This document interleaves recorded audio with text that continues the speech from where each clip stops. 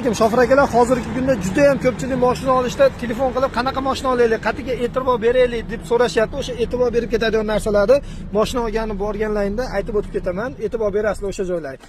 Shofir akalar mashina yurgizganda mana chek yonmasligi kerak.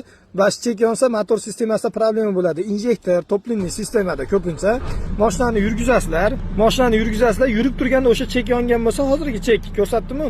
Problema bo'ladi. Qatiqdur taraflama salarga sistemasida keyin mashinani davleniyasini ko'rasizlar, yog' davleniyasini.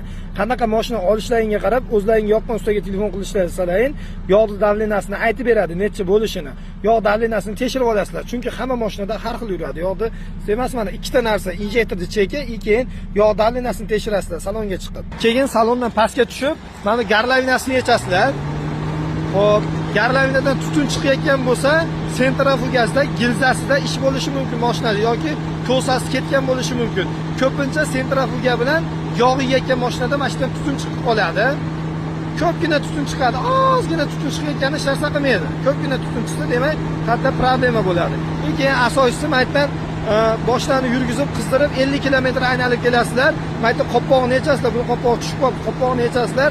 Mashinadan suv qusadigan bo'lsa, mashinaning gilzasi, kompressorini ko'rsatib olasizlar. Bir qator motorda unday ishi bo'ladi. Agar pashshaytadigan bo'lsa, hech narsa qilmaydi. Chunki mashina yurib kelgan mashinani qopqog'ini olsangiz, pashshaytib gaz chiqadi. U muammosiz, lekin suv qussa muammoli.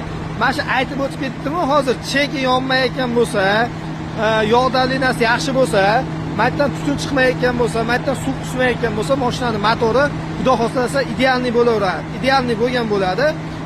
Qo'rqmasdan olsalar ham bo'laveradi. Endi xaltavoy sistemasini yurib kelib bilasizlar, uni yurib kelib olaverasizlar. Mashina videoni o'zlaringiz mashina olmoqchi bo'lgan tanishlaring yoki mashina olgan borganlaringda mana shu joylarni tekshirib olib olsalar ham bo'laveradi. Sog' bo'linglar.